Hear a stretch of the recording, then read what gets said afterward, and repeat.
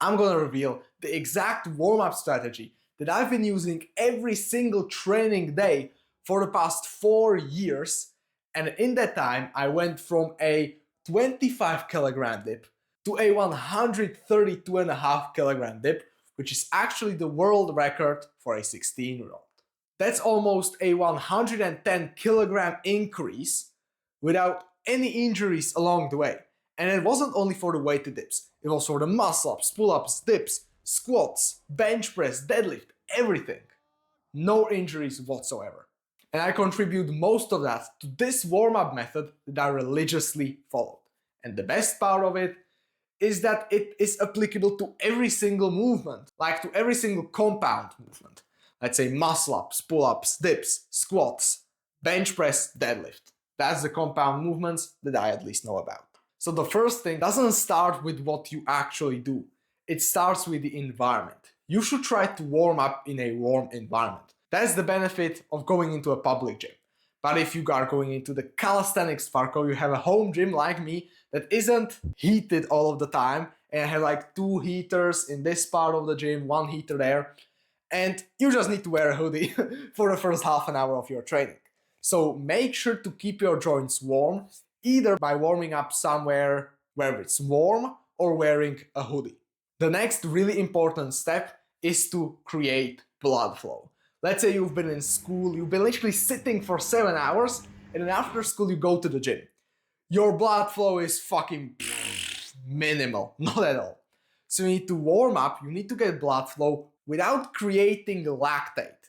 You probably know the warm-ups that you used to do in like primary school. Like you just run around in a fucking circle for like 20 or not 20 minutes, for like 10 laps. And then you're kind of exhausted, the muscle starts burning a little bit because you have lactate in your muscles. That's what is created when you run or when you do cardio.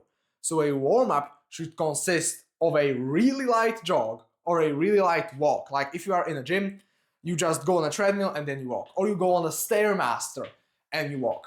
And the warm-up that I use for calisthenics is that I do burpees. It's like a push-up, then you jump out, push-up. I also superset it with some pull-ups. And I do this for like 5 minutes without almost any rest to just warm myself up, get the blood flow going. And I also incorporate some of the main exercises that I'm going to be doing. So let's say for the dips, whilst doing those burpees, dropping down, doing some push-ups, pull-ups, I also go on the dip bar and do some dips. Let's say for the bench, I go and do some bench. For the squats, it's a bit different. I like do, let's say, frog jumps. Like I literally jump forward, then I jump backward, like this, as I've shown right now. Like this, jump forward, jump backward for my quads to warm up. And also I like jumps forward to warm up my calves, just everything like this. Now, when do you know that you are warmed up enough and you should move to the second step? It is that you get a little bit of this pinchy sensation on your skin. You know what that is? Those are the sweat pores opening, so your body signals that it's prepared for exercise and it's prepared for sweating. This is like a really unique tip that I never heard anyone mention this, but it's so important. When you feel like the little pinching sensation, you probably know what I'm talking about, that's your body signaling it's ready for exercise, it's ready to sweat hard. So what you do after that is that you warm up with resistance bands and you warm up the specific muscles and the specific tendons. For the weighted dip, those specific muscles can be the chest tendon. So I will put some exercise on the screen. You just anchor the resistance band somewhere and you do flies. You push it like this, you push it like that. Then you also, for dips or bench press, you warm up the rotator cuff. So you do internal, external rotations, everything with a really light resistance band. And you keep everything dynamic. You don't treat it like a set. You still treat it as a warm-up. So you don't do like, oh, you really need to feel the muscle in the rotator cuff. No, you just do this. Then you do it to the inside. You do this. Fucking pull it forward, drop down, do some more push-ups, jump up, do some more pull-ups. Everything. For the squats, you maybe even start warming up your glutes with a resistance band. Stuff like that. Now, what is really also important, most of the time only in pushing movements, I would say. So this is applicable for the bench press and the weighted dips or any type of pushing compound movement. It is to warm up your back. Your back is super important to warm up. When I used to skip warm-ups for my back, what I used to do like 3 years ago when I was like building up this warm-up routine protocol. I didn't used to warm up my back, and I used to like kind of like this hardened muscle, like muscle spasms on my back. And when I started, I dug into research and I said like, oh, I should actually get blood flowing to my back, maybe even do the foam rolling stuff. So I did that and it got fixed. Now when you are warmed up, your tendons and muscles are strong and adapted, you should start like loading up the weight. But how do you know in what intervals, how fast to load up the weight? I'm gonna show you this graph on the screen. I never mentioned this on YouTube, never at all. This was a post, this was something that I taught inside of my own educational platform called Calisthenics School, where I also share my courses. You get one-on-one help from me. I tell you how to design a personalized workout program, all of the good stuff. So if you want to invest into your education, I recommend you go and check that out. Link is in the description. And in this graph that I explained, you have 3 lines. The first one, which I want you to focus on, is the dotted one. It is the PR readiness. What that means is how ready you are for a PR. Not like PR, but for a set. So the higher the line is, the better your warm-up is. The blue lines, which kind of space out, there are multiple of them, are the reps, and the green line is the weight, how you load up the weight. So first focus on the weight. The weight doesn't go linearly. So let's say I would say the dips, because it's for me kind of close. So you don't start with body weight. Then you do, let's say, 20 kilograms, 50 kilograms, 75 kilograms, and the 75 kilograms is like your, let's say, 6 rep max that you are doing today. No, that is a really big jump from 50 to 70. It's like, let's say you bench 120 kilograms and your last warm-up set is like 95 kilograms. Imagine doing 95 kilograms and then doing 110. Like, what the hell is that? Or 120 or whatever your PR is. That's kind of fucking idiotic. The example that I have over here is the squat. So you start with 0 kilograms. You start with bodyweight squats. Then you ramp up the weight pretty quickly. So you go to 20 kg, 70 kg, 100 kg. So it starts off, the first jump is 50 kilograms. The second jump is 30 kilograms. The third jump is just 20 kilograms. Next jump is just 20 kilograms. I did this for a 3 rep max for squat. So I squat 140 kilograms for 3 reps. So that's how you load up the weight.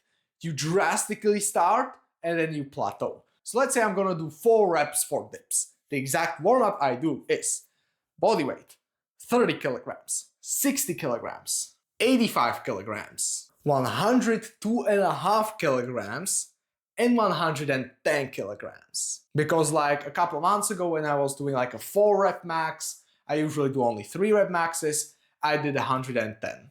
I did similar to 110, I think it was 113, something along those lines. So I ramp up the weight pretty fast, but then I really plateau it. And now, you know how you should load up the weight, how you should load up the reps. Let's say you are going to do a 4 rep max. And the last warm-up set is, let's say, the 105 kilograms, to make it easy. You are not gonna do 105 for 4 reps. That's stupid. But you are also not going to warm up with 60 kilograms for 4 reps. You're gonna be doing more. So this graph goes exactly step by step. So each of those vertical lines that you can kind of see are every single set. How you use this graph is that you, let's say, do a 5 rep max. Let's pick a 5 rep max. And you follow it from here to here. So the final set is going to be 5 reps. The set before that, the last set before it, should be 3 reps. Then the warm-up set previously should be 3 reps, previously 3 reps, 4 reps, and 10 reps. Then let's say you want to do 9 reps. I did like up to 9 reps because that's like for strength mostly. So the set before that, you do only 5, 5, 6, 10. So how would that look like for a squat?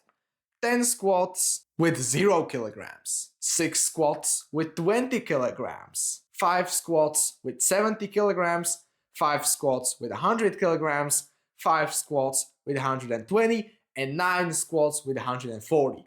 That's the example if you were to do 9 reps. So this is the graph, screenshot it and save it in your phone so you can go and look at it when you are loading up for either 3 rep max, 1 rep max, whatever you want. Then I want to tell you something about baseline warmed up. Like how warmed up you are if you go to the gym. I can go to the gym in a regular day and I can bench press my brother's bench PR. So it's like 120 kilograms. He was doing a bench PR, I was just spotting him, I was doing upstairs, I was recording like courses for Calisthenics School or whatever. He called me on my phone and was like, can you spot me for bench press? Can you give me a lift off? I was like, oh, obviously. I gave him a lift off, he benched it, amazing, I went benched it too. And without a warm up at all, because I'm kinda warmed up 24/7. This is because I live an active lifestyle. Even right now when it's the weather is kind of fucking shit outside, I still try to get as much time outside, as much physical activity as possible. I love going on bicycle riding, I love hiking, especially with my girlfriend. I like stretching, I like mobility work. All these different things are crucial if your warm-up baseline is going to be higher. So make sure to live an active lifestyle, stretch and do mobility work regularly.